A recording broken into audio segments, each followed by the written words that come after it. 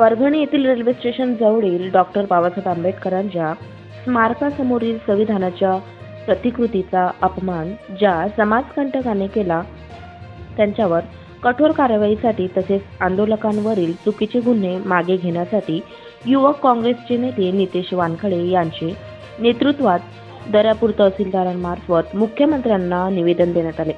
यावेळी उपस्थित ज्ञानेश्वर मेश्राम, बुद्धभूषण गवई, प्रज्ञावंत उमक, प्रमोद इंगळे, दादाराव इंगळे, ओलेंद्र ढोके, प्रदीप पुणकर, जगदीश कांबळे, निलेश मेश्राम, संतोष आठवले, गौरव इंगळे, तेजस नितनवरे, निलेश मेश्राम, फैजान शेख, गौरव गोलाईत, मंगेश सावळे, प्रतीक नितनवरे, आकाश वाघपांजर, रोशन साबळे, दीप खांडेकर, प्रज्वल धुवे, आकाश बायस्कर, रोशन वाघपांजर उपस्थित होते।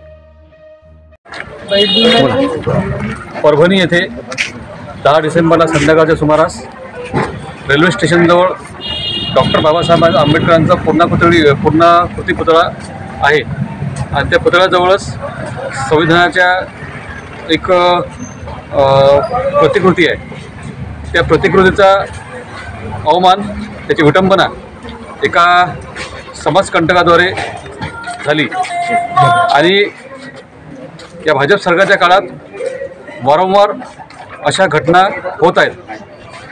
आम्ही आज इथे निवेदन दिलं तहसीलदार साहेबांना आणि हा भारत देश संविधानावर चालतो। संविधानामुळे भारताची जनता आज संविधानामुळे जे काही आहे ते संविधानामुळे आहे। हा देश संविधानावर चालतो। संविधान अमर आहे आणि संविधान अमरच राहील।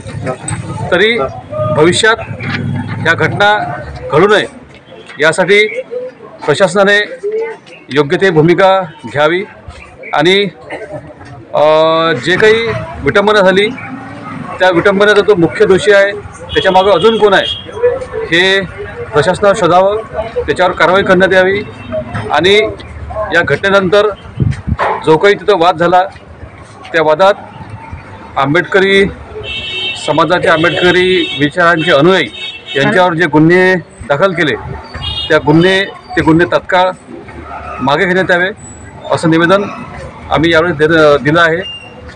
आणि भाजप सरकारच्याच काळात या अशा घटना का होतात हा एक चिंतेचा विषय आहे।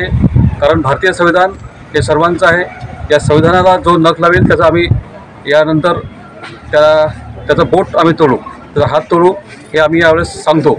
आणि भविष्यात संविधानाबद्दल असा विचार कोणी करावा नाही। आम्ही जर असं काही झालं तर आम्ही या घटनेचा तीव्र शब्दात निषेध करू आणि यानंतरही अजून काही होत असेल तर आम्ही निषेध करणार आहोत।